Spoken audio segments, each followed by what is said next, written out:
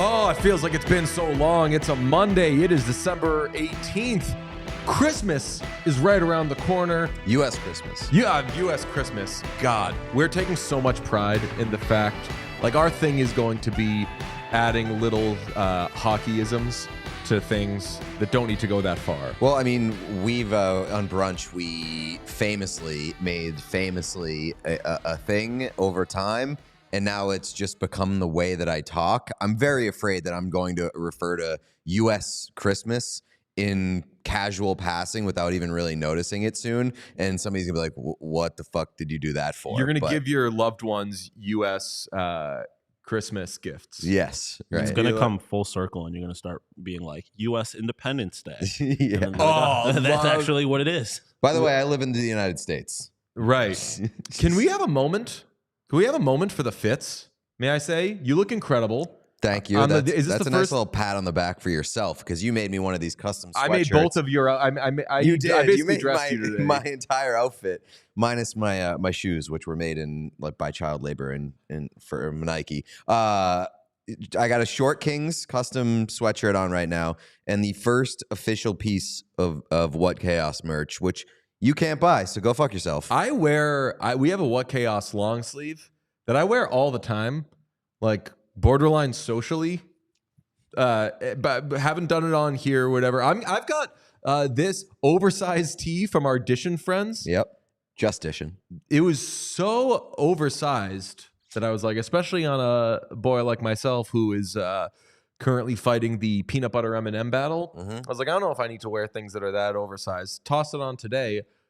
Was getting compliments left and right from people in the studio. Yeah, like me. Yeah, it's such a good Mainly look. left and also left. Yes. That is true. Because you guys are both soy left. boy cucks. Well, that Also stationed. we are libs, and also we are physically to your left. Are we? We should we're the first liberal podcast. I think so. We push our agenda on people a lot. No one has been this brave before. Did we do? We are woke warriors. Oh no, we are. I was gonna say, like, we pushed somebody to make a political show. It was Jeff Skinner last week. Yeah, we wanted to change between two stalls to be a political show. But I'll be honest, we have such high vibes right now. We spent the weekend with the Blue Jackets making content with them, and it was amazing. It was some real, like, can't believe this is my life kind of thing because we had so much fun with them. Shout out the Blue Jackets for having us and setting us up with a lot of great things that you're going to see in the coming days, weeks. We'll talk about our trip a little later in the show, but I just wanted to explain that between our fits and the fun we had this weekend, we couldn't possibly be pissed. No. But that doesn't mean people can't be pissed. People are always pissed. It's a Monday. People are pissed. You know the deal. There's a lot of people that are pissed. It's probably the East Coast is being absolutely drowned right now. It is crazy weather outside. The weather outside is insane. It's frightful.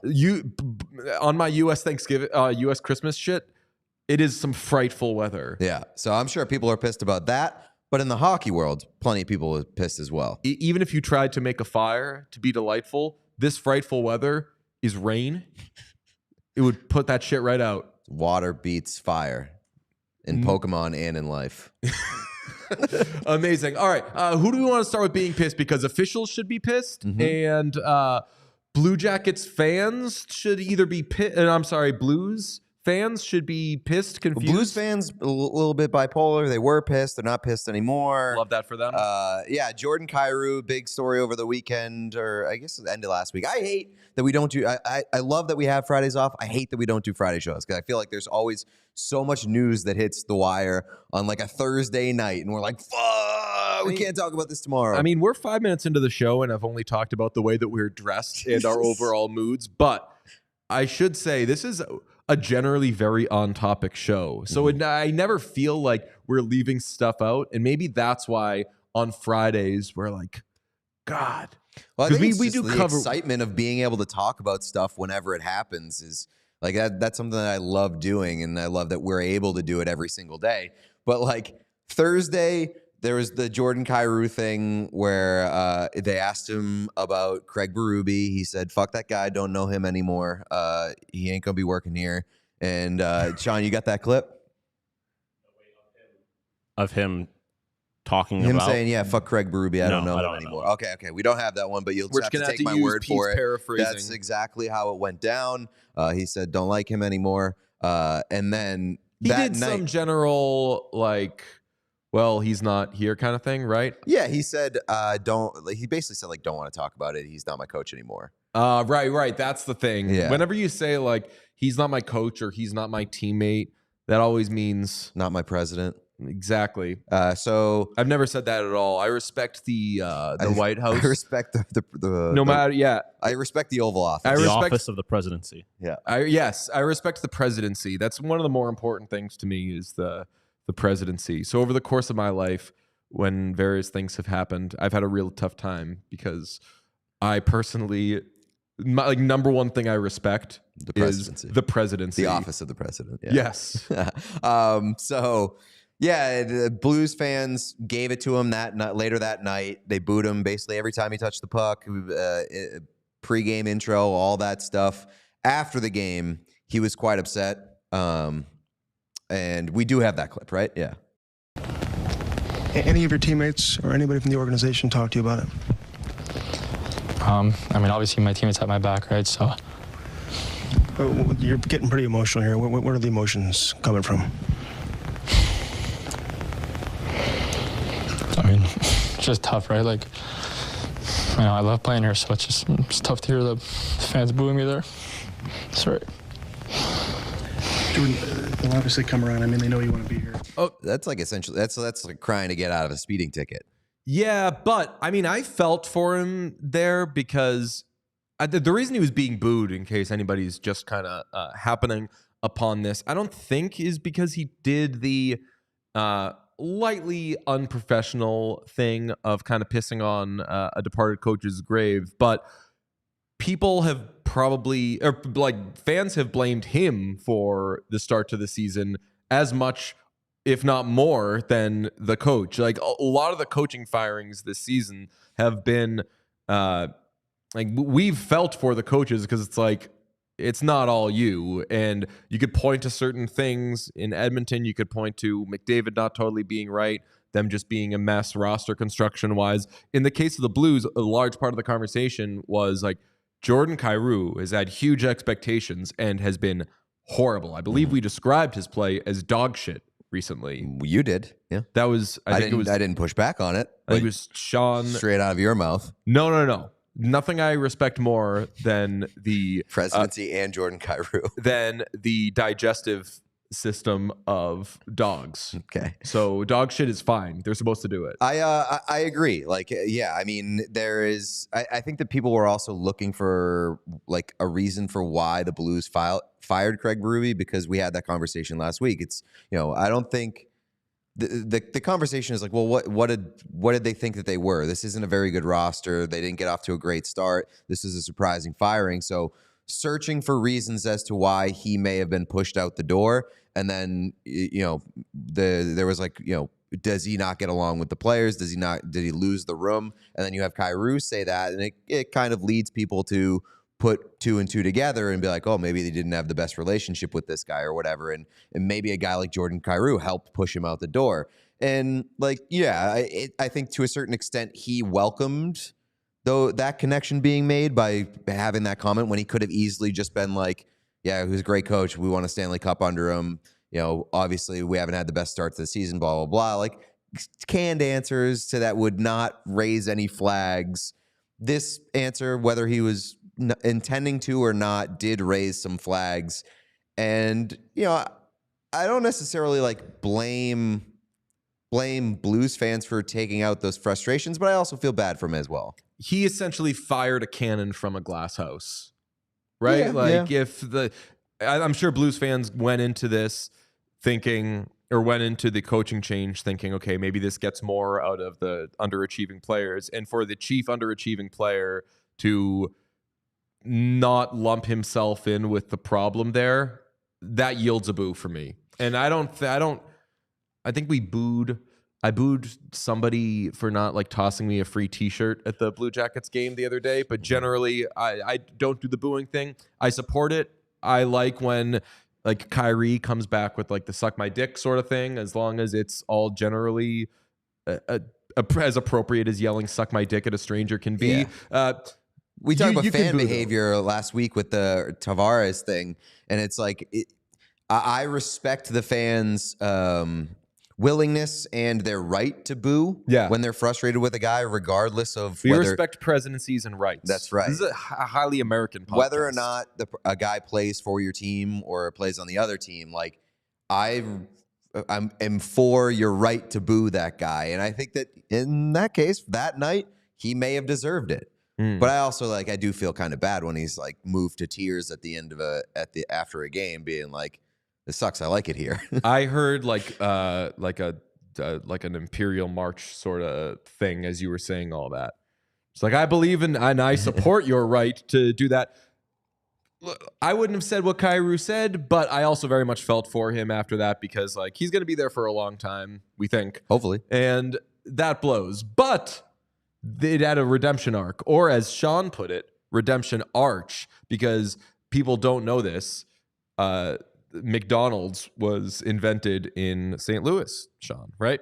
Can confirm. This is also one of my largest, biggest crusades in life, is that every major city needs a skyline-defining piece of architecture. If St. Louis didn't have the arch, it'd be nothing. Wow. So just want to put that out So there. what is, you're a Bostonian. What does Boston have? Got to be the bridge, I feel like. The what? The bridge. Oh, okay. The bridge. Maybe like the Prue? The Prue, yeah. The Prue or the bridge, though. Like the bridge is a good. Yeah, the they bridge got a is nice bridge. That's like if you look at it, you instantly know it's Boston. Yeah. Also, gotta say, the arch sucks. Really? You're out on the arch? I'm out on the arch. I'm out on the arch. What's the fucking point of it? Just takes up a lot of space. Well, it actually takes up very little, really. It's It looks like it takes up a lot of space. Well, I mean, it's it's an arch, so it really only takes up the space of the base of the individual bases. You can walk under through it, but it blocks a lot of views from all over the city. Does it? I don't know. You I've can never see been through to it. That's St. Louis. that's what I'm saying. That's why I don't like it, because it's your thing is a little.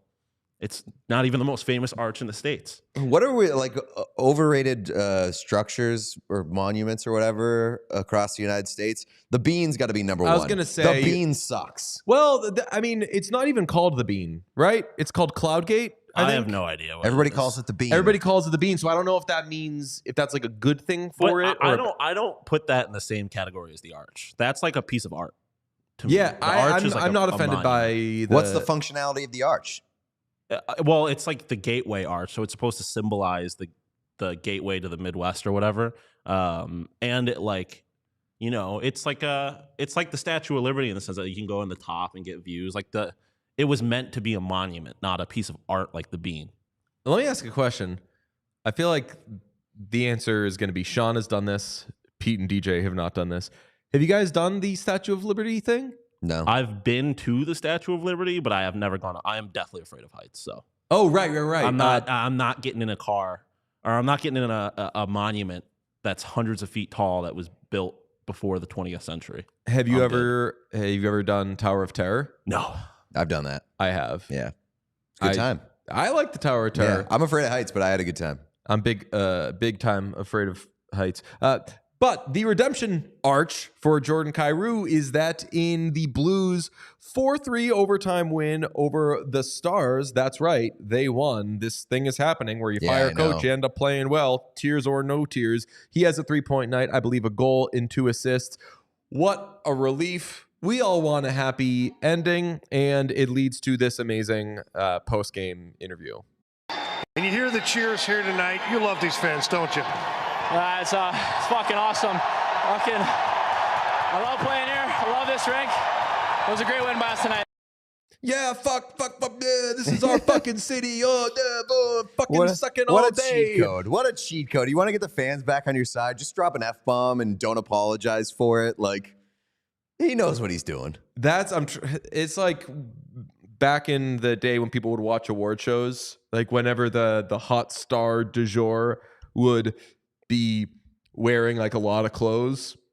Once that like first like thing is shed and the whole is like, oh, like it's automatically going to make the whole crowd freak. Yeah, I mean, good play by him. Respect, and yeah, happy ending. And I'm glad that seems like a real. This is going to feel like a moment in time in like 2-3 months. People are going to forget that this happened. So hopefully he starts playing a little bit better. He got 3 points the other night. So yeah, maybe a nice little turnaround for the Blues coming. We'll see. Let me ask you this on It's Monday and people are pissed. Is it Monday and Bill Guerin is concerned? Because we saw the assistant general manager change last week when Mr. We already forget his last name was dismissed. What's that? O'Hearn? Mr. O'Hearn? That sounds about right. Yeah, one of those things. Mr. Not going to be working here anymore. No, Mr. Man. Very respectful. There's nothing I respect more than dismissed assistant general managers. Chris O'Hearn. Chris O'Hearn. Mr. Chris. Okay, so Mr. Chris is dismissed, and we thought that was the end of it. No. On Friday, we find out that Bill Guerin is being investigated for some no good words, right? Verbal abuse in the workplace. Yeah, which, I mean, technically Jordan Kyrou, verbal. Oh, investigate him. Yeah, investigate Jordan Kyrou for verbal abuse in the workplace. Did he potentially swear there? Yeah. I want an investigation. Yeah, I want like a kind of long investigation. I want that hanging over the St. Louis Blues. Yeah, so Bill Guerin investigated for workplace verbal abuse, but on Saturday, Hockey Night in Canada, our pal Elliot said he does not expect Bill Guerin to lose his job. Okay, well, when that hits... Bigger picture, though, is like fucking Wild need to figure their shit out. Can I speculate on what the verbal abuse thing is? Go on. Somebody just lost their job there. People talk, not always in the greatest of ways, and I hope that HR systems are strong in place with all these things. Yeah. I think that an easy shot to throw out there, and that this is not dismissing if Bill Guerin was abusive in any way, but an easy thing to lob against somebody is verbal abuse. Well, this was involving a different member of the team staff. Sure. They were named by Michael Russo. I forget who it was. Mr. O. Yeah, Mr. Ahern. Yeah. No, it was a different guy. Also, as I said last week when we were talking about Mr. Chris, the Bill Guerin investigation, I believe, happened first. There were very rapid succession investigations involving the Wild and internal staff. And so I think that we can put, kind of connect the dots. Bill Guerin was probably the first guy investigated, and then O'Hearn. Jordan Kyrou next. Yes, Jordan Kyrou next, yes. There may be some changes afoot in the NHL. Teams reportedly are considering swapping their players, which would be a pretty uncommon thing, but some teams are apparently talking about changing things up. Both Kevin Weeks and Elliot Friedman suggesting that goalie moves could be on the way. Yeah, it was described as a goalie carousel. How about that? The holiday trade freeze coming up. So I don't know if these teams want to rush to get their work in before that happens, But yeah, both of those things came out this weekend, or I guess that thing came out this weekend from both of those guys. And yeah, it kind of makes sense. We've been waiting for the goalie market to shake up, because it does seem like a lot of good teams on paper could use some goaltending, and a few bad teams kind of lucked their way into some decent goaltending this year. Oilers, obviously, we've talked about wanting. By the way, Oilers have dropped 2 games in a row. Don't know what's happening there. Coldest team in hockey. They are the coldest team in hockey. Although you could see behind me, shout out Cool Hockey, not cold hockey, but Cool Hockey. They hooked it up with the customization on my jersey. I'd wanted Zach Hyman on there forever. Got it back just the other day.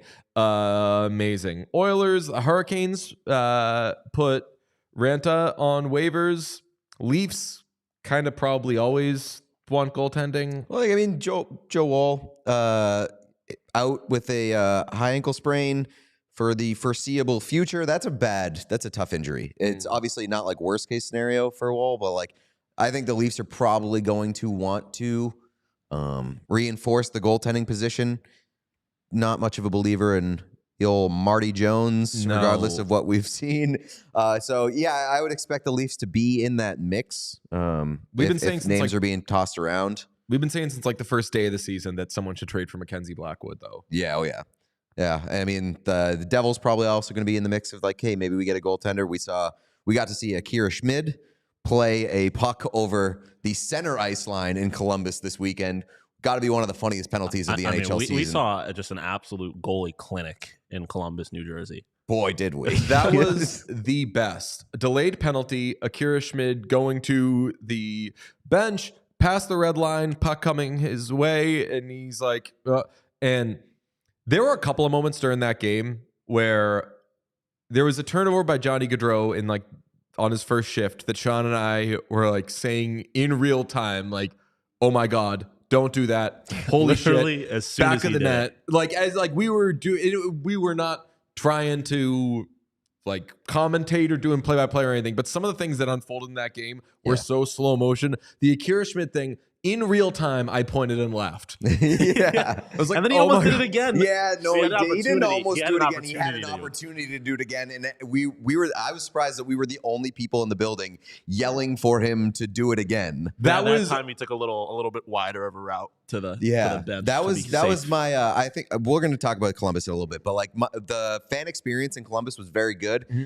That was my biggest gripe about the fan base in Columbus. How do you not, like, if a goalie does an incredibly dumb thing and then minutes later has the exact same opportunity to do the same incredibly dumb thing, you have to like give it to him as a crowd, either like the Bronx cheer when he doesn't do it, or just like yelling at him as has the opportunity to do it, and they did neither. I will say, while they weren't doing it, they were laughing at the fact that we were doing it. Yeah. Got some big laps when minutes later, same thing happened, another delayed penalty. He's skating to the bench. Puck goes right by. We're yelling. We're like, come on, do it. I yelled, you're wide open. And some not elderly, middle-aged to older people in front of us thought it was. I'm not a big yell guy. We yelled a lot at that game. We did yell a lot, but I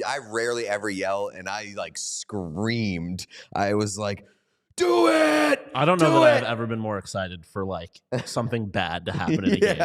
And then I did the whole Arrested Development. No touching! Yes. No touching! That got a good laugh, so props I thought to we me. did well. So that's your goaltending talk. No, so you said the Devils could be in the mix for a goalie. I think the Devils should trade for Mackenzie Blackwood.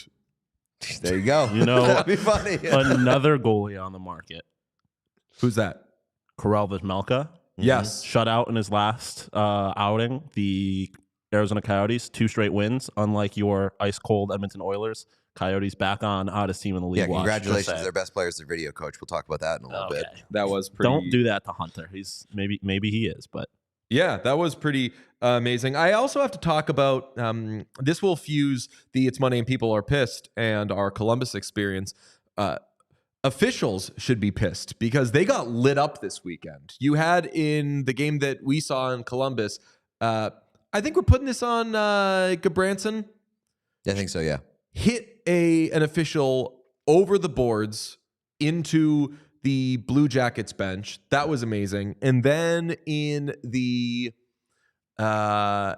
Kraken game, who was it? Was it Tolvanen? Yep, Eli Tolvanen. Eli Tolvanen smoked an official. Refs were just, bodies were dropping. Stripes were all over the ice this weekend. Yeah, I mean, it's, I don't want to say they got it coming, but I don't know, man. They do a lot of talking.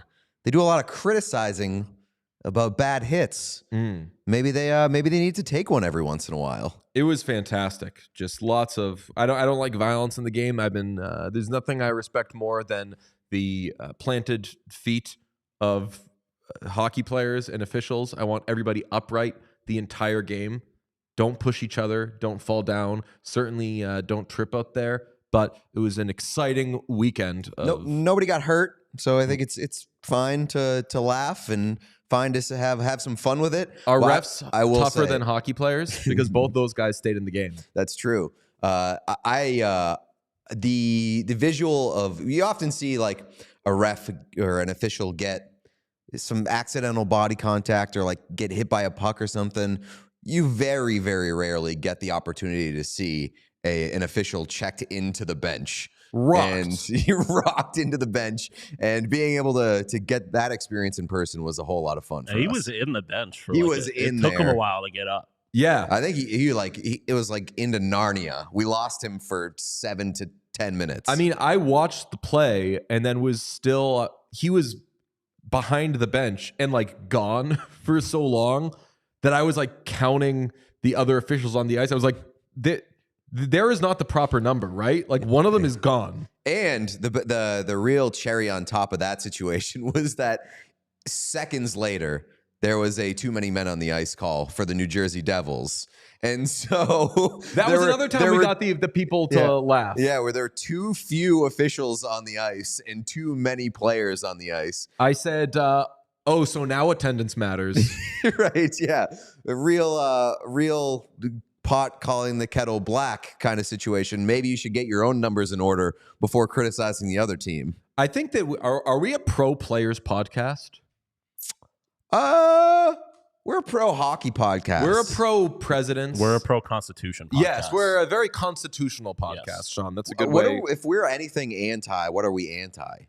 Anti-Italian discrimination. Yeah, for sure. Wait, no, we're anti. Okay, yeah, that's what I meant. We are anti. Oh wait, we are anti-Italian discrimination. Yeah. Oh wow, yeah, that's crazy. That's a trip. Yeah, that's a I was linguistic right. fuck. Yeah. No, but you know why that's confusing, right? Yeah, I do. Because he's saying, well, we are also anti. Yeah, right. Both. He's saying both are true. Right. He's saying when you're crazy. discriminating against us, it's anti-Italian discrimination. Right. The way that you said it is we are against people discriminating against Italian. What a fucking weird language we got here. It is crazy, crazy stuff. But what are we anti?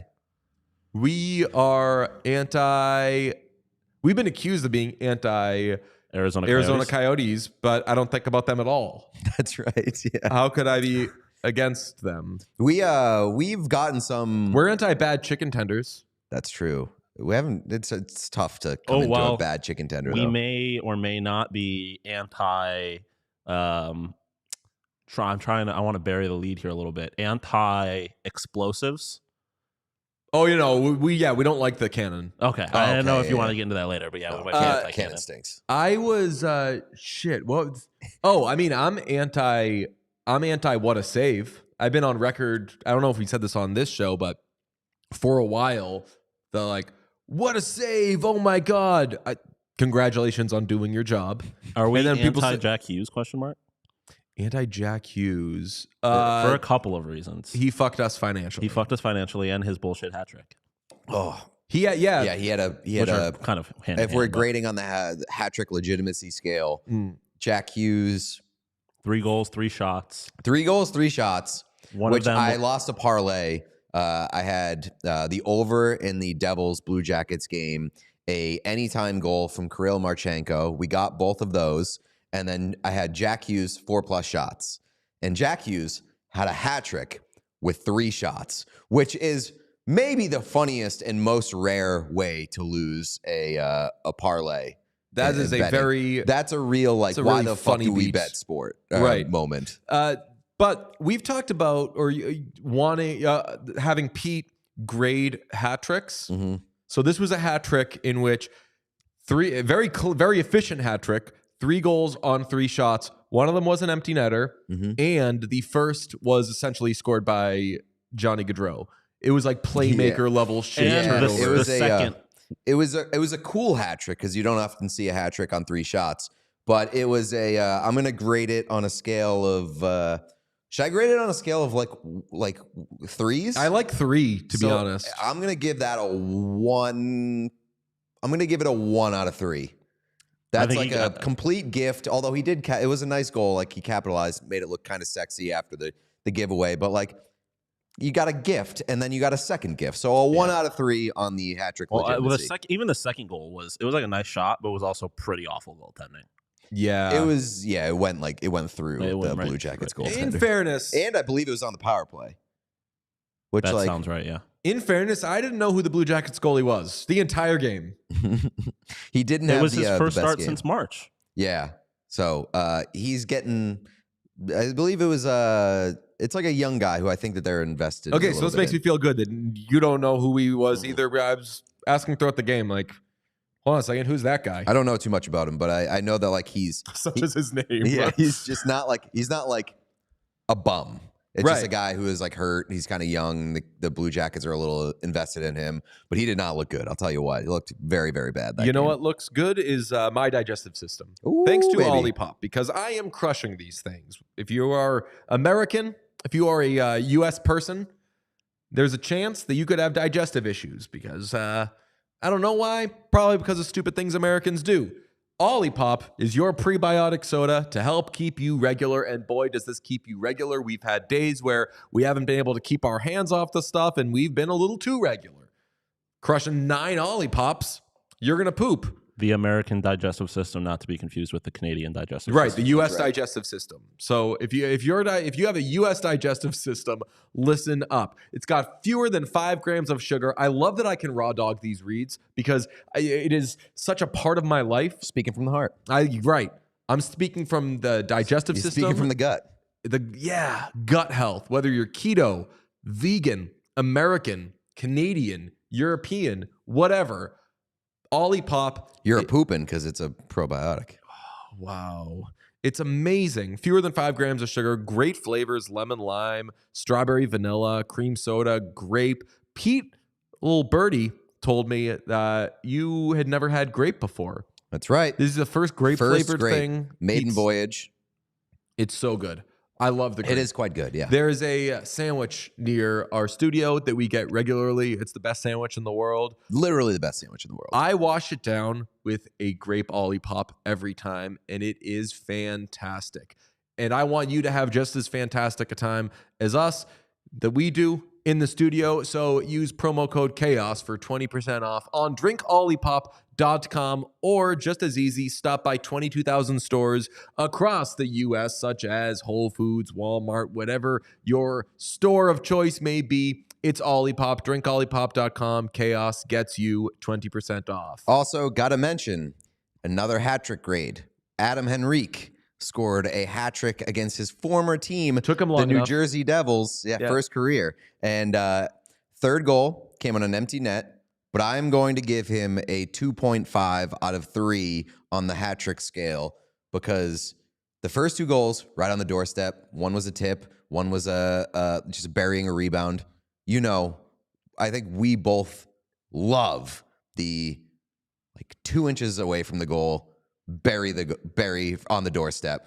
Love that shit. Is there not a Zach Hyman jersey behind me? That's right. Zach Hyman, James Van Riem's type. Oh, God. Yeah, that is true. You have a type, buddy. I was the biggest Louis Eriksson defender. Yeah. So you have a type. Oh, he's not tough. Oh, yeah. Then why do all of his goals come from a centimeter in front of the net? So 2.5. I love the fact that his first came against his former team. The obviously gotta deduct a little bit for the third one coming on an empty netter. So 2.5 for Adam Henry. Congratulations, King. Sean, how do we feel about this? I have no idea why. I am very invested in making Pete the hat trick judge, jury, and executioner. Like I want, when people are like, hey, I'm out to dinner with my family. Better take a picture of my child's chicken parm and tweet it to John Butchergrass. You want people tweeting hat tricks at? I want people tweeting hat tricks at Pete. Yeah, anytime somebody gets a hat trick, please tweet at me. Be like, need a grade. Yeah, and we could do it on the show, or you could do it on your own time, right? Whatever it may be. I wish we had a score sheet from the Columbus Capitals Columbus Rage game. I don't know where the Rage are from. I wanted to bring that up because a hat trick. I wanted to bring that up because you were talking about the Johnny Gaudreau thing. Before we went to the Blue Jackets game on Saturday, we had a lot of time to kill, and they were holding some youth hockey games at Nationwide Arena. So we popped down, basically like the only people in the stadium that weren't parents watching these kids, and we were invested in one of these games. And it was the Columbus Capitals versus the Carolina Rage. South Carolina Rage. And the Rage, man, I'll tell you what, they had one hell of a team. Off the opening faceoff, they scored like the quickest goal, probably 8 seconds in. And once we sat down to watch the Blue Jackets game, one of you two made the comment like, hope this is a better start for the Blue Jackets than it was the Capitals. And then Johnny Gaudreau immediately gives the puck away, leading to a goal. Yeah, Sean said that. So I just would like to set the table because, we're going to fucking talk about this youth hockey game for a second. For how this all happened, we were making some content, shooting some stuff, and we were in the arena anyway. And we took the arena seats as an opportunity to just like get off our feet for a second. Yeah. And we sat down. We were like, a youth hockey game is starting. I think it was Sean that was like, we want to just like watch this game for a second. And we watched the full game. The entire game. We're into it. 20-minute periods. No, 12-minute periods. Oh, was it? Yeah, 12-minute periods. Eventually, we were so invested in it that one of us had to like reel it in a little bit. DJ yelled. I don't know. What did you? I don't know. You didn't yell it, but you were like, "This fucking kid." No, I said like, "Oh, fuck off!" At the and I turned and I was like, "That kid's like 13." I wasn't mad at the kid. I was mad at like how the game was unfolding because the Rage had a small roster. They were well coached. They basically were 2 lines. Yeah, and both teams. We asked during it. We were like, what level of competition is this? Obviously, if they're traveling and if they're playing at Nationwide Arena, it has to be some level. But like, this was good hockey. Yeah, both teams were really good. The Rage won rather decidedly, but the Capitals were really good. Had a defenseman who I liked a lot. The goaltending on both sides was good. Was excellent, and it was not youth hockey, just like end-to-end rushes. There was 14U was what it was. 14U. Okay. There was one end-to-end rush that a defenseman had that I did not think was going to be possible in this game because there was so much structure in the game. Like the breakouts were clean. They weren't getting too gummed up in the neutral zone. Mm-hmm. As I said, goaltending really good. There was one player on the Rage, number 37. Fecko was. I don't know. Maybe I shouldn't be. Yeah, I was gonna say I don't know. But we could bleep that or something. But there were some excellent players in this game, and as a means of taking a little break and watching some hockey, it was some real for the love of the game stuff. Yeah, 100%. And I had a good time. Like I was really impressed. Like you said, kind of like the systems that were employed in this game and the coverages from these players was really impressive for 14 and under. So saw some of the parents after the game when we were walking the streets. Yeah, and they were like, "Why did you yell fuck you at my kid?" No, I didn't. But it was like a good game, like good win, Rage. Nice one, Capitals. Yeah, and Sean was like name dropping kids, and they're like, "How do you know my kid's name?" Don't put a name on the back of the jersey if you don't want to be called. Like, don't play in public with your name on the back on your article of clothing, and then get upset when someone calls you by your name. on a podcast. Well, that one I didn't think through too much, but We're now a Carolina Rage podcast. huge Carolina Rage podcast.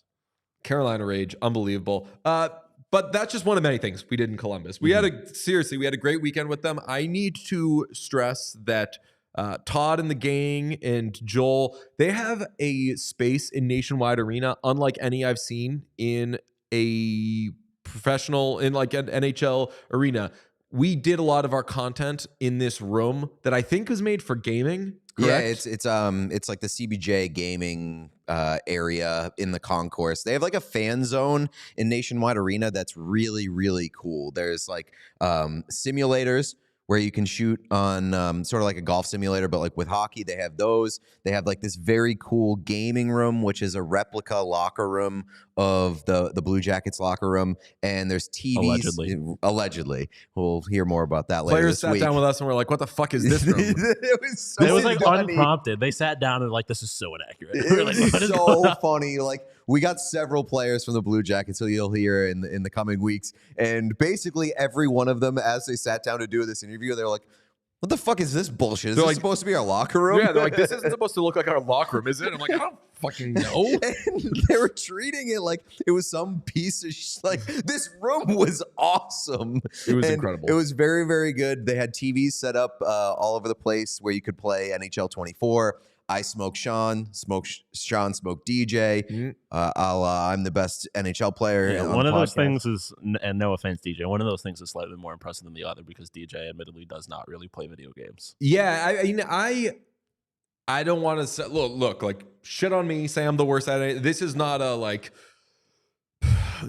this is what it is. I played the first period against Sean, my first time playing video games in a very long time. And my goal was to, like when I golf, because I don't golf a lot, I just don't want to ruin somebody else's time. And I don't know if Sean was going easy on me. I think he was up like 2-0 after the first period, something like that. Maybe, yeah. Like it wasn't so bad. Maybe 5-0 by the end of the second period, or like it could have been 10-0 Wow. by the end of the second. The wheels came off in the second period, and my thing was like,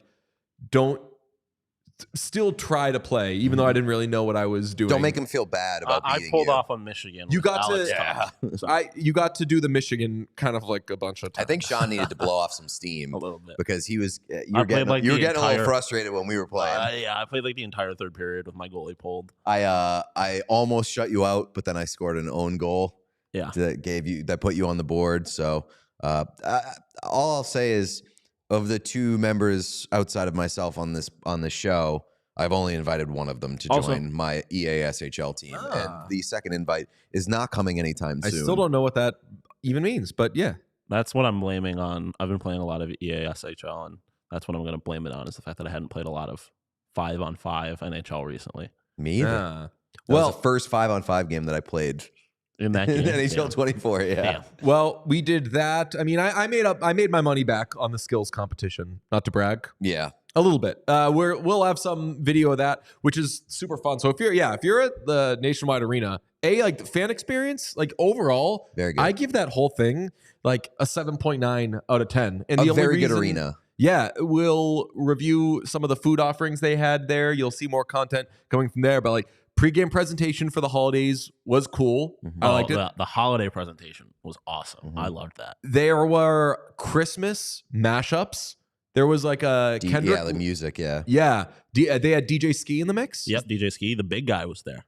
Yeah, it was amazing. So Yeah, like, Santa they even had Mrs. Claus. that's right. We took a picture with Santa and Mrs. That's Claus. what We I meant did by the big guy. we did stuff with the cannon. I got you. And DJ broke the rule. I broke the rule, which The like only rule. love you, Columbus. Thanks for having me. Cool it on your cannon, okay? We took a picture with the cannon. They said, "Don't touch the barrel of the cannon." I should have known what that meant, but also, I'm a hockey player. I was about to take. I was getting in the zone. We were about to take a picture. It's like saying to a goalie before the game, like, "Hey, when you're walking out of the tunnel, hop on one foot." He's not going to hear that. He's in the zone. Locked in. So when we were walking up there, like, "Don't touch the barrel of the cannon," I You immediately leaned on the cannon. gangster lean on the cannon, and people in line were like, "Get Yeah, off!" dude." the guy who gave you the rule, the one rule, was not the guy who yelled at you. It was another fan who was like, "Don't touch the Because cannon." I'm sure people are touching the fucking cannon all the time. It has nothing to do with the outcome. You Blue think that Jackets I have fans were like, influence? "This is all we got." The person behind us was like, "If they lose, it's your fault." And I had a lot of quick responses ready, but I gave her most things are, and she was like, I was like, "Yeah, that's right, softy. You're not mad at me anymore. But- I charmed your ass." Yeah, and then as you walked away, you were like, "If they lose, it's my fault." Like, have you seen this team? Yeah, it's a fucking Blue Jackets game. I can't believe that we haven't mentioned that the on the way to Columbus, our flight was delayed 5.5 hours on the way to Columbus. We were supposed to get there on Thursday night. Our flight was delayed 5.5 hours, so we had the opportunity to spend the night at Logan Airport at a bar watching the Columbus Blue Jackets play the Toronto Maple Leafs. As they had a 5-0 lead in the third period, we watched it disappear as the Leafs came back, and we had the level of terror on our brains as we were like, holy shit, we are going to land in Columbus and we are going to get a team that is in the worst mood of all time. They're not going going to give us players. They're just going to give us like food vouchers for Jets Pizza, which did exist. We found that out there. Shout out Frank Vetrano. We're like, there's going to be either we're going to not get there in time because our plane is delayed so much, or we're going to get there and Blue Jackets players are going to be especially down. Yes. And there was a 30 to 40 minute point where we were like, oh my God, this may be a horrific trip. Yeah, we thought the trip was going to get ruined like twice before we even left. But they did come back. They won in overtime. 2 points is 2 points. We talked to some of the guys. They had a sense of humor about what had happened the night before. So yeah, what a wild start to that trip. I do you plan on getting back to the cannon? Because I want, like, the cannon was too fucking loud. Oh my God. Yeah. Like And there was, I looked inside the cannon. I don't know if you're not supposed to do that either. There was a XLR cable in there. And I'm like, what is going on? Like, are you plugging a microphone into that? Because whatever you're doing is so loud anyway. it's a cannon in a confined space. Do and it they were acoustic. like, we need to Do bump it unplugged. this. Yeah, Sailor's agreed. version. It was a jump scare every single time. I think Pete said it. Like every single time, I was just like, Jesus. Give me a fucking long pond session. Even if you know that it's coming, you know that it's part of the thing. They do it too soon after the goal. Like, you are celebrating a goal. You're not thinking about the fact that the cannon is coming. You're excited that your favorite team just put one in the back of the net, and then they smoke your eardrums. What they need to do is delay the cannon a little bit. They need to do it after, like, the player announcement, where it'll be like, Adam Fantilli assisted by not Johnny Gaudreau, because he did get an assist. Okay, but imagine if you were the goalie. Like, have it be after they go through a whole process, and then you know that it's coming. Can't you do can that. brace Can't do yourself. it during the course of I was play, going to say though. you're going to launch the cannon while they're like, someone's taking a shot from the point, and the goalie's just like, Jesus Christ. That would be awesome. That I'm would- right, 100% for because that. because the goalie could probably tune out like the PA, but but you're not tuning that out. But imagine if it got like queued up with someone's taking just a slap shot. That would Yeah. make the game experience in Columbus fucking awesome, because after a goal, a team knows that they're going to have an opportunity to do the funniest thing ever. Do it at the next whistle, though. They just do it at the next whistle. We're not that kind of podcast, but like work a couple of different spots, really kind of get into it before you like goal. Just Also, unplug the mic. It didn't need to be that loud. It would have been fine otherwise. Also, like, not to get like too serious here, but like, we saw them do a hey, support our troops, sort of like honor this hero, stand and clap for this veteran. Like, what about like a veteran when they had PTSD? A fucking gigantic cannon going off? I also should say, while we're being hyper analytical of the people who are so nice to host us, Yeah.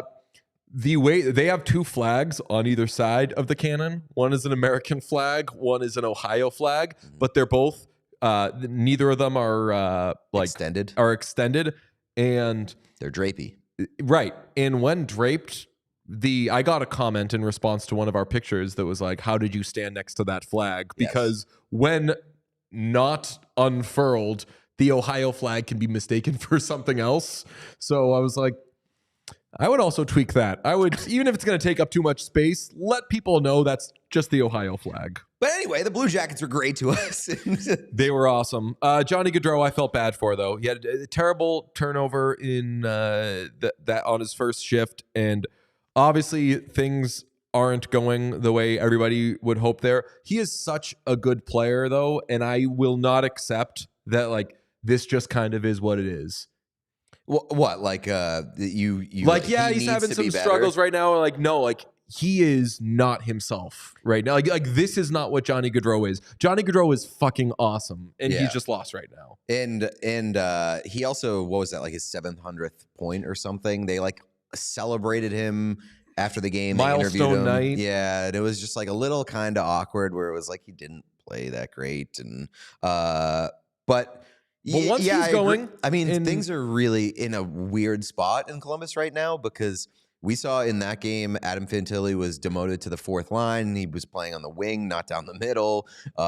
It's just like, you know, Pascal Vincent trying to figure out what he's got there. But I think that fans are really, really frustrated with the lack of direction or like the lack of growing pains that like he's allowing. And so like, I don't know. It's really frustrating just because of the spot that they're in, the expectations for that team heading into this year. It's supposed to be exciting, supposed to be like a step forward, and things are just a mess right now. It's not a good team. It was proof of early in the season. I famously said on this very show, I like their roster. Mm-hmm. And you were like, what? How? Why? And then we established that I like the good parts of their roster, and there just isn't really enough. Like, Marchenko is so fun. Fantilli is going to be awesome. I have always been a huge Zach Werenski guy. Like, there are a lot of players on that. I love Johnny Gaudreau. There's a lot of players on that roster that I really like, but it is just way too scarce. And watching them, I kind of got that sense and that feeling of like, they just need a few more guys to really kind of get this going. And especially the guys that we do like, in the case of like Fantilli, he's not the like top 15 player that he's going to be yet. Right. And I mean, it just doesn't seem like there's a lot of confidence in that group. Like the Russian line with Marchenko is by far their best line. And it was really, really strong. But outside of that, like, it doesn't seem like a lot of the guys have much confidence. They went probably, I didn't look at the numbers or whatever, but like it didn't seem like they had a single high danger chance in the first period of that game. I said that as the first period was ending. It was like, they had no shots between the dots. I made a comment at one point when they finally got a shot on net. I was like, "Oh, look at that, a shot on goal!" And the well, one like behind they got that shot on goal from like the top of the circle. Yeah, like it wasn't even a good. It's you mentioned Gaudreau not playing with confidence, looking a little bit lost. Yeah, I like Fantilli at points too. Not this that he like, looked Fantilli lost, podcast. but they're just like not really putting those guys in a position to succeed or giving them the instructions to succeed. And the result is pretty tough. Can't tell you this, though. It's coming. I'm going to be on the right side of history with this team because this team is going to be good.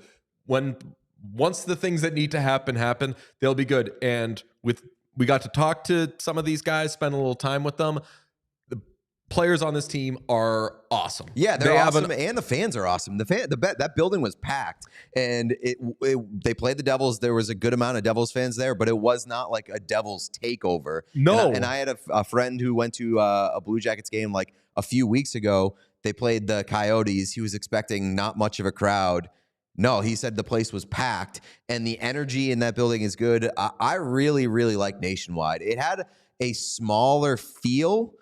Like after going to, TD Garden, UC, we did Madison Square Garden. Like it has a much smaller feel than those places, but not in a bad way. It just feels like an intimate setting for an arena. I think it is like perfectly steep. It's not. Yes. It doesn't go. It's not vast. It feels vast, but it doesn't like go back so far. And it's got. I love its layout with monitors. It has them in the corners, which is really cool. It makes seats behind the net probably better there than it would be in any other arena because you could see everything. I really like the layout of it. I gave it a 7.9 out of 10 because in the NHL there is like you really do have to like earn those last 2 points with this like really goosebump factor that places like Montreal have and like Boston can have at points where you're like, oh my God, like this, and that team obviously just doesn't quite have the history. And they just don't have the team. Like you need the team, the quality on ice product and the sort of like the momentum that comes with being a really good team for a long period of time. But the fans rocked. I was just going up to fans like willy-nilly and picking their brains, and they were all so nice and so cool. We had right in front of us was a Blue Jackets fan sitting next to a group of Devils fans, and they were going back and forth a little bit during the course of the game, but after the game ended, they hugged it out. We saw what a delight. There were a lot of diehard Blue Jackets fans there, like old ass jerseys, and it was amazing. We did discuss the jerseys. I want to point out you kind of came around. We all were given jerseys, which was amazing. Sean especially. Sean was given like 5 jerseys. Yeah, I was gonna say, watch how you used all. Yeah. Well, we were all given jerseys to shoot our wad a little bit on the Pro Shop Wars that you'll see at some point. You got a Rick Nash jersey, which is just so awesome. And we were discussing our favorite Blue Jackets jerseys, of which I came around on the Cannon jersey that Sean was wearing. They wore it, which Sean was wearing it, looked a lot cooler than we did. We looked like a couple of bozos. I wore their current primary home jersey. You wore the throwback Rick Nash. I love their red reverse retro. I know that you're not crazy about that, but I don't like the white on the shoulders. Like other than that, it's an awesome jersey. It also just doesn't make sense because they don't have that like on the Rick Nash jersey. There's no red on the shoulders. So like I don't know what there's color swapping there. But we put out you put out a cool thing on like what is the best Blue Jackets jersey On our Instagram. Did you come around on? You said it's the one that Rick Nash would wear. Yeah, I loved that one with the atomic yellow on it. I thought you were out on that. I am. I should note it looks so amazing on you that if you're saying that, if you want to say, I looked at myself in the mirror wearing it and changed my mind, I would. I think it's a much better jersey for casual wear than it looked better on me than it did on any player that wore it on the ice. I think it's a better casual fan jersey than it is a on ice hockey jersey. But the reason why I voted for it as like the best Columbus Blue Jackets jersey is because not to be mean to the team, not be mean to the team that was just super nice to us. I just don't like their branding that much, and I don't think they've ever had like a great jersey. Yeah, they did. And like as it pertains to the Cannon jersey, I think that's a good looking jersey.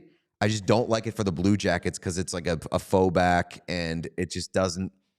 It's so far detached from any of their other branding. I don't think that I ever need to worry about being outshone because I am fortunate enough to generally collaborate with people who do amazing things. I had absolutely no problem on Saturday night being by far the worst looking. I don't know, Sean, do you have the picture of the three of us? I did have a cool Stinger head that I was wearing, but like you texted us even before we all met up and you were like, guys, this jersey looks great on me. And I was like, fuck yeah. Then we saw Sean hit the Cannon jersey looked so amazing on him. And that made me really happy because he rides so hard for the Cannon jersey that I loved it was a match made in heaven. Like that jersey gave him the love back. Yeah. So you two looked outstanding. I think I looked fine or whatever, but like I loved that we were doing a bunch of Blue Jackets stuff, all kind of doing our own spin on it and looked amazing in the process. We had such a blast there. Also, shout out our bar. Our bar, yeah. It's a bar not just for seals. We went look at this hockey bar. If you're watching on YouTube, this is right near Nationwide Arena, basically attached to it.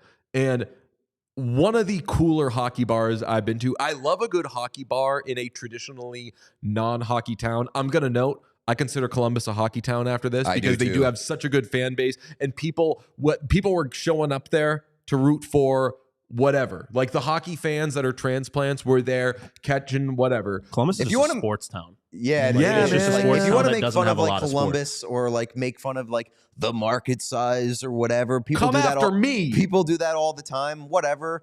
Just know you're gonna sound like a fucking moron to anybody who's ever been to Columbus, because if you go to Columbus, you know that and even on Twitter, I could tell that Blue Jackets fans kind of ride for the Blue Jackets, and you could feel that city really did like that team, and I want to say, I don't know if I think I said this on the trip, like Columbus sort of reminded me a little bit of that team from Checking It Twice, where it's a smaller city, The smaller Idaho market, Falls, Mr. Chris. Fighting Trout. Fighting Trout. That's right.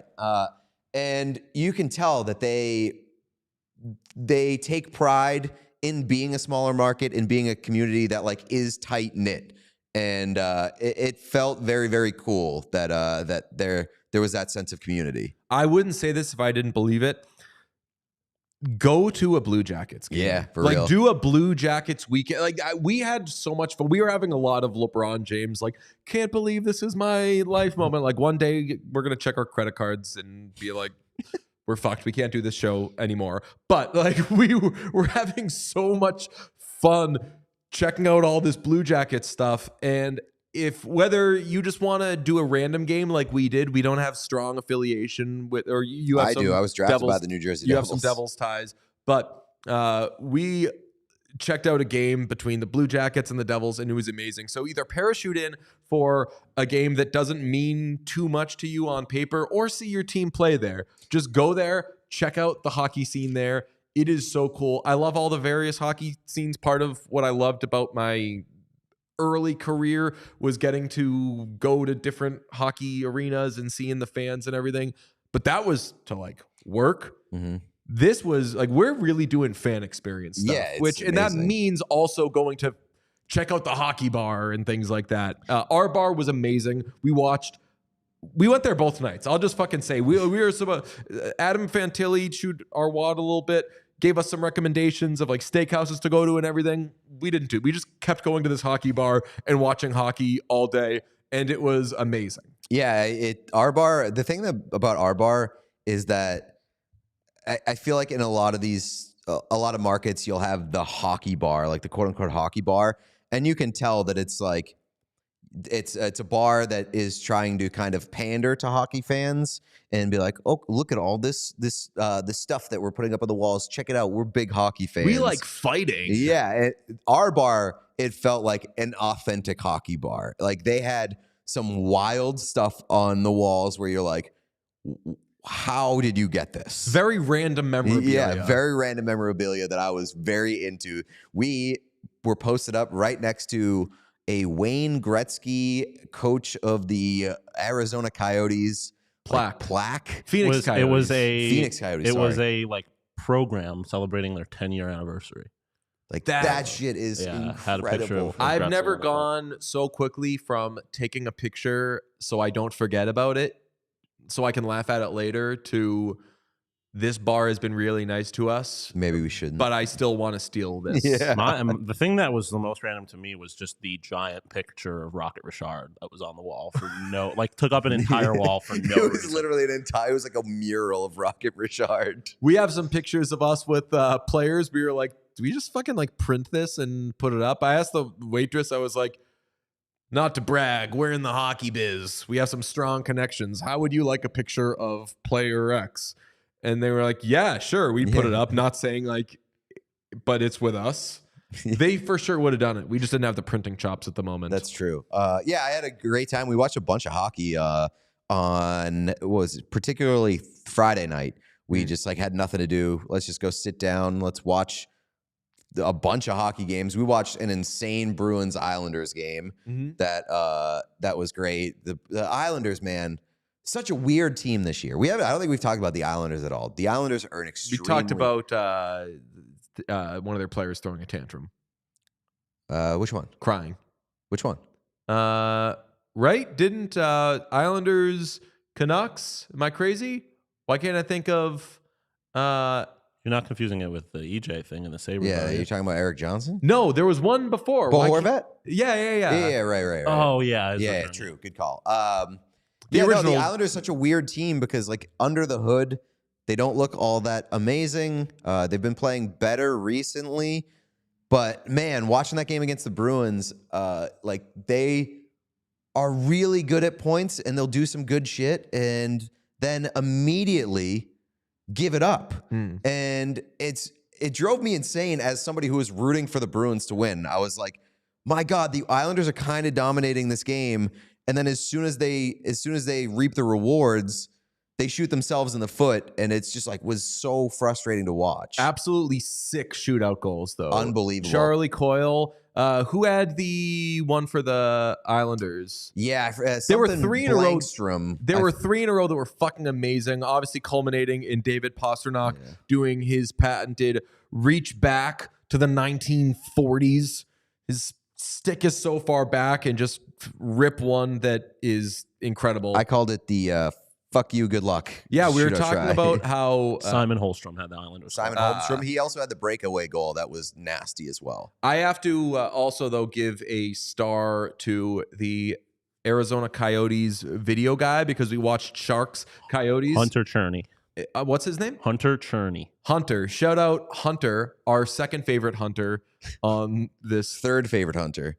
This is the second Hunter. There's Hunter Jr., and this guy. Sir, a second Hunter has sat down with Gene. What was the that joke that was made? What was that joke that I made at the I don't remember, but game? I remember finding it very funny in the moment. No, I said, sir, a second blank has just hit nationwide. No, I said arena. that. No, you said there's a second whatever to do like the second hitter thing, and then I said, sir, a second. Anyway, what were we talking about? I can't. Is he stealing valor on my joke? Because I made that joke. No. Like you like did like you made you like, repeated it, but I punched it up. Yeah. I do not remember what it was about. I forget what it was, but it was a good joke. It was a good joke. Let's not forget. Pete made a good joke. I punched it up 10%. But shout out Hunter 3 because the Coyotes won solely on 2 video reviews. Amazing. Love that. That's what we need Huge more night of for the in video coaches in the game. Another star needs to go, by the way, to Tate McRae because Tate McRae took Calgary. You're wondering why? It's not because she's from there. It's because she has a song called Calgary. That's right. No one knows where she's from. She moved to Calgary after making the song Calgary. She did it. She got into character. She's a method singer. Method singer, yeah. Yeah. She, a couple of Tate McRae notes from the weekend. She posted a picture in front of a Zamboni, and apologies if it's not a Zamboni. We know that it's an ice resurfacing machine. It's an ice resurfacing machine. They get all pissy about that. She took a picture in front of it to tease like her album listening party or some shit. And there was the NHL All-Star Game logo on the side of that Zamboni, that custom Zamboni that she made. Maybe a sign, maybe a leak, maybe a little wink, wink, nod, nod. I would not at all be shocked. I would be shocked if Tate McRae did not perform at the All-Star Game or make an appearance or something at the All-Star Game. Nobody has ever been more in bed with the NHL than Tate McRae is right now. Yeah, we'll move past the phrasing there. But I just wondering, we were wondering from the beginning, I'll explain later. We were wondering. You don't have to explain, I get it. It's stupid. We were wondering from the beginning, is she already too big though? And like too relevant for the NHL? I think that even if she is, she loves hockey so much that like she wants to do it. So that'd be amazing. If she's at the All-Star Game, we have to go and we have to do things. We have to like get her because I get that right now she's too big to come on our show and everything. But if we're in the same place and she has like a press conference anyway, she definitely owes us 10 minutes afterwards. Yeah. I don't know if she does. We put her on the map. We put her on the map. That's it. Well, it's us and TikTok, and that's the only people talk about Tate McRae. No, I'm just kidding. Now, like hockey fans are like very well aware of Tate McRae now. There was a lot of like when this first started happening, there was a lot of like who Snoop Dogg, who? Yeah. And now, like, nobody's saying that. I Everybody did notice that. She is literally the face of the NHL now. I did notice that. Like, everybody knows who she is. Yeah. Like hockey fans can't do the what is this thing anymore. Even if you don't know who she is or like her songs or how she got so popular, you know that she's popular now. I need to issue an apology for I was kind of hedging my bets with the Sharks thing where I was saying they could get their way into being in the mix because of how hot they were. They were the hottest team in hockey at one point. I noted that they had a grueling gauntlet coming up, but it started with the Coyotes, which was a winnable enough game. And if they had won that, then maybe they could take that momentum into Colorado. They lost both of those games. We are firmly in they deserve and should get the number 1 overall pick thing. The Oilers have lost 2 straight. As you mentioned, they are the coldest team in hockey. Oil Shark Bowl 2 is coming up. That is just 10 days away.